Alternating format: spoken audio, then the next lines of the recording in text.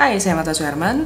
Beberapa waktu lalu saya ada pemotretan di salah satu rumah sakit di daerah Bintaro, yaitu Rumah Sakit Bina Medica. Nah, yang video kali ini saya akan share behind the scene dari pemotretan Rumah Sakit Bina Medica dan juga tips memotret foto interior.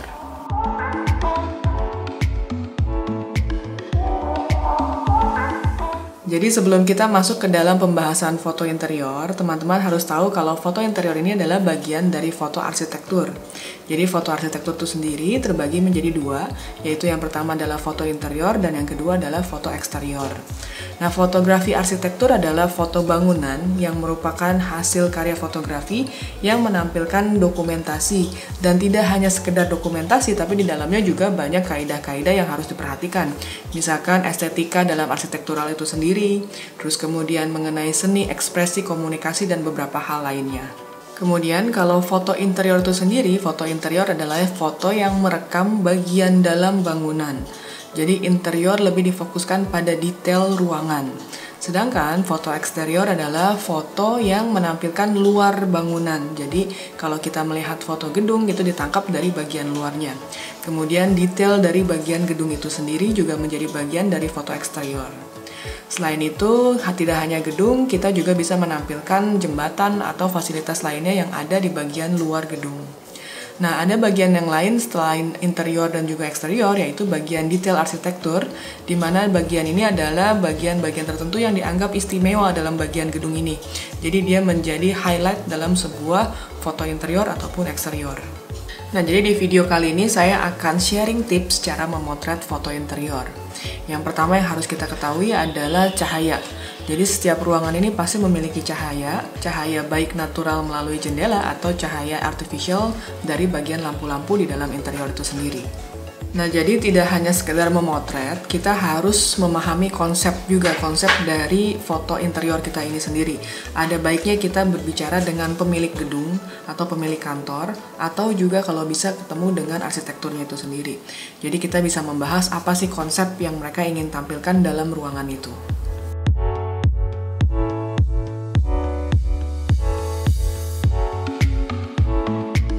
Dalam foto interior yang saya buat bersama Rumah Sakit Bina Medica ini, memang mereka konsepnya adalah rumah sakit modern, di mana di dalamnya adalah jasa untuk ibu dan anak. Jadi rumah sakit ini adalah rumah sakit untuk ibu dan anak. Di dalamnya mereka ingin menampilkan sesuatu yang bersih, yang modern, jadi nggak seperti rumah sakit yang kolot atau yang konvensional, nah di mana dalamnya biasanya cenderung lebih gelap. Nah, di sini karena mereka memiliki konsep seperti itu, modern dan juga bersih, jadi kita harus menampilkan warna-warna yang modern juga, jadi warna-warna yang bersih, jadi cahaya sebisa mungkin menggunakan cahaya yang lebih natural.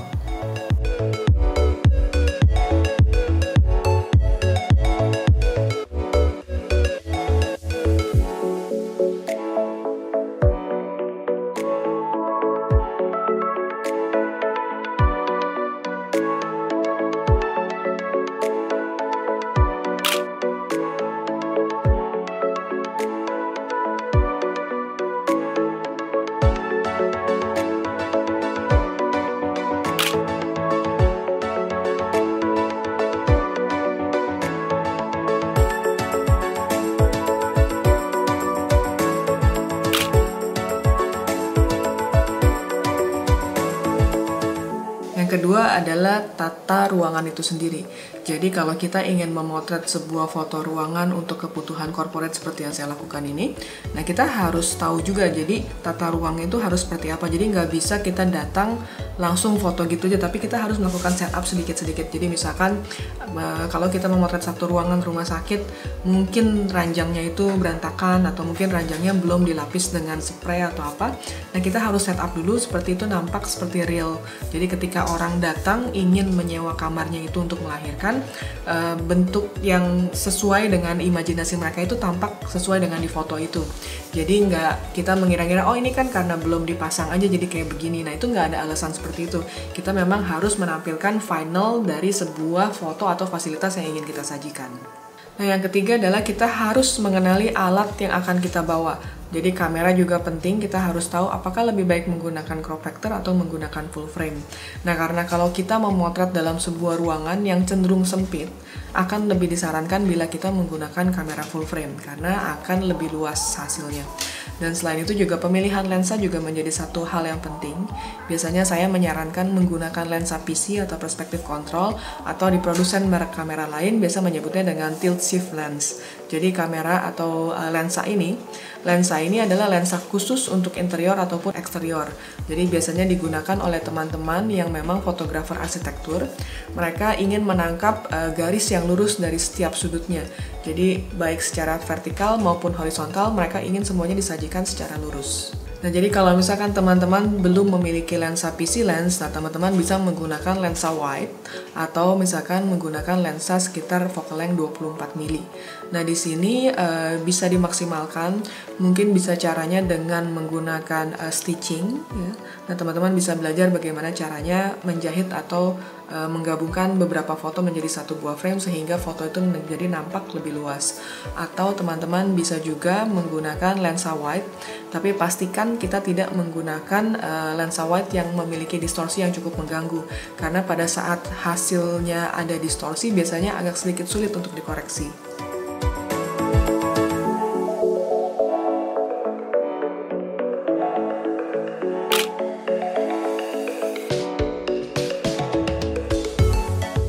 Selain itu, alat yang harus kita gunakan adalah tripod.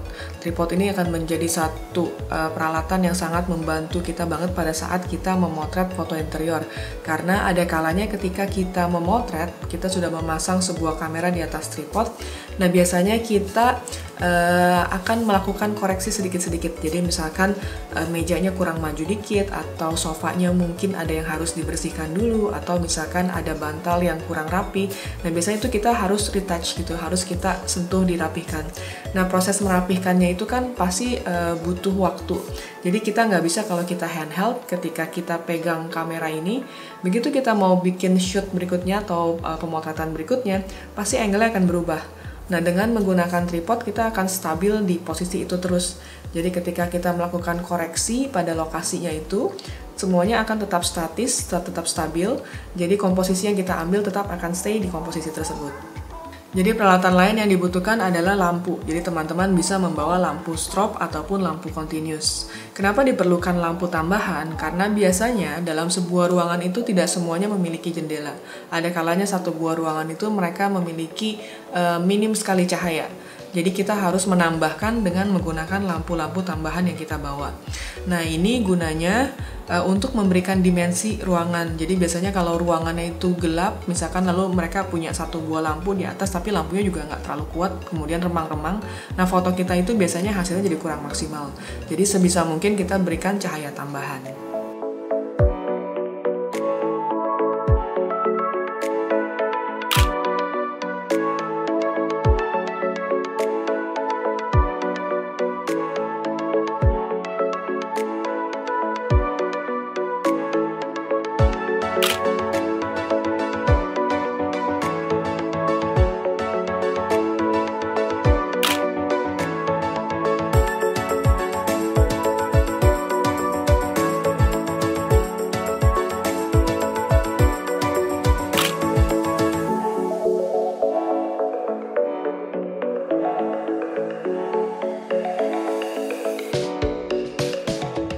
Selain itu yang harus diperhatikan adalah komposisi. Jadi komposisi dalam sebuah foto interior itu perlu diperhatikan. Ini ada kaitannya dengan penggunaan foto itu sendiri. Misalkan dia ingin menggunakan untuk sebuah foto katalog. Jadi kalau katalog biasanya cenderung berbentuk vertikal. Tapi kalau misalkan dia ingin menggunakan untuk tampilan di rumah sakit, mungkin di TV monitornya, itu biasanya menggunakan komposisi horizontal. Jadi kita harus menyajikan atau memfasilitasi setiap komposisi, setiap sudut ruangan itu dengan komposisi yang berbeda-beda.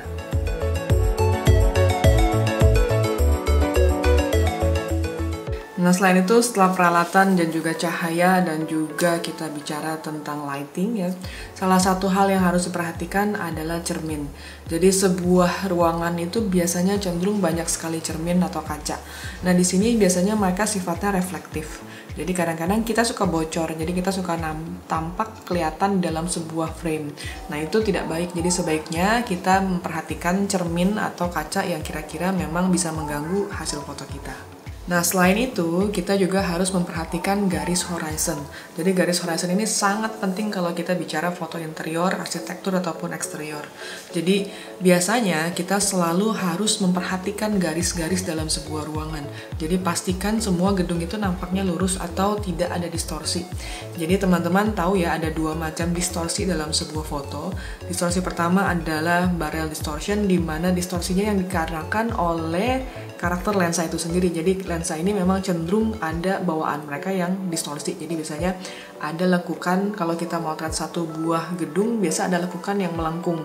Nah itu biasanya adalah barrel distortion atau distorsi yang dikarenakan oleh lensa itu sendiri. Nah yang kedua adalah perspective distortion. Nah distorsi perspektif ini adalah karena angle dari kamera kita sendiri.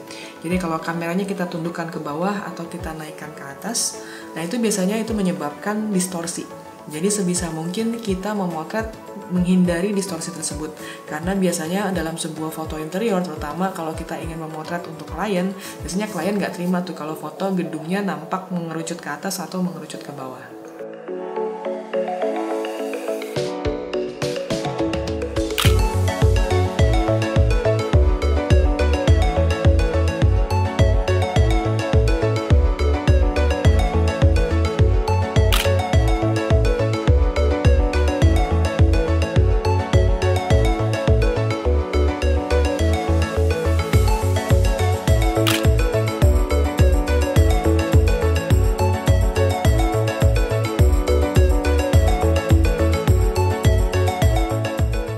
Kemudian pertanyaan yang paling sering banget ditanya adalah bagaimana cara settingan kameranya itu sendiri. Jadi sebenarnya setiap foto itu tidak pernah ada formulasi yang benar-benar harus sama persis. Karena setiap gedung, setiap interior ataupun foto apapun itu biasanya memiliki kondisi yang sangat berbeda-beda. Jadi makanya teman-teman penting banget buat tahu apa itu triangle exposure atau teori dasar dari fotografi itu sendiri. Karena itu erat banget kaitannya satu sama lain. Jadi teman-teman yang belum pernah belajar triangle exposure, teman-teman bisa cek di link di bawah, nanti saya share. Nah teman-teman coba pelajari dan matengkan benar-benar apa itu triangle exposure. Jadi teman-teman nggak bingung lagi di settingannya. Nah tapi dalam kategori kali ini, pembahasan kali ini, saya karena memotret sebuah foto interior, secara logika saya harus menampilkan foto yang tajam dari semua sudutnya. Jadi kita nggak bisa cuma sebagian sudut aja yang tajam. Jadi saya mau semuanya tajam. Karena semua informasi dalam sebuah ruangan itu harus disajikan dalam sebuah foto. Jadi biasanya saya menampilkan dengan menggunakan aperture atau f8 sampai f16. Dan juga kalau shutter speed biasanya saya menyesuaikan.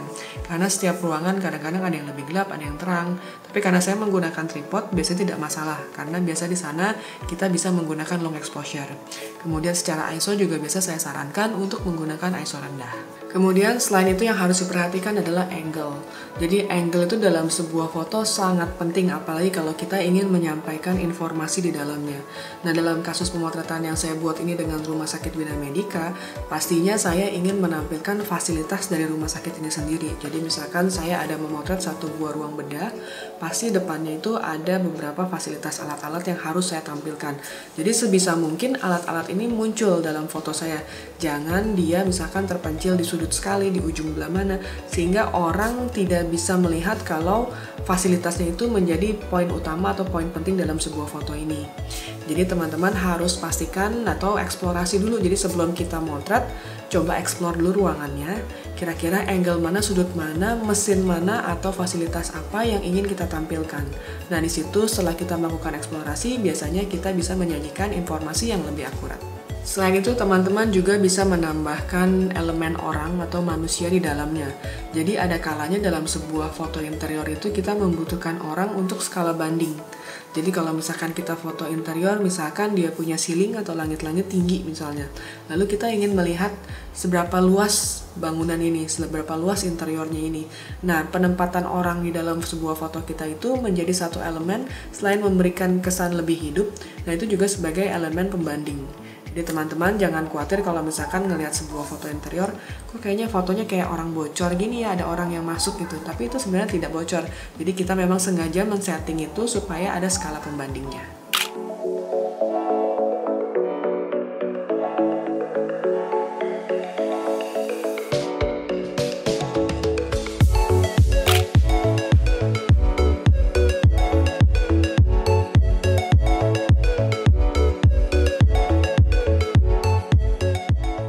Nah, yang terakhir yang harus diperhatikan juga adalah waktu pemotretan. Karena setiap gedung itu pasti memiliki pencahayaan yang berbeda-beda.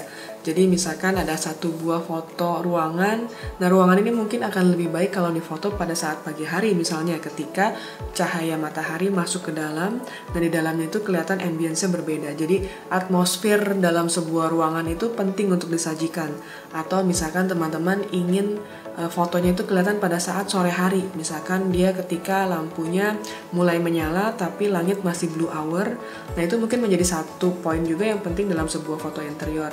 Jadi teman-teman harus tahu banget nih, satu buah ruangan itu interiornya akan lebih baik difoto pada saat pagi hari kah, atau pada saat sore hari kah, atau mungkin hanya pada saat siang hari.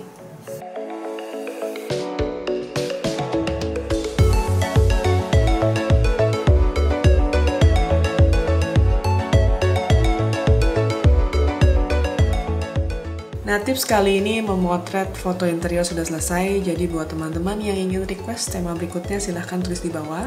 Dan jangan lupa like, comment, subscribe, dan juga share. Barangkali ada teman kamu yang membutuhkan informasi ini.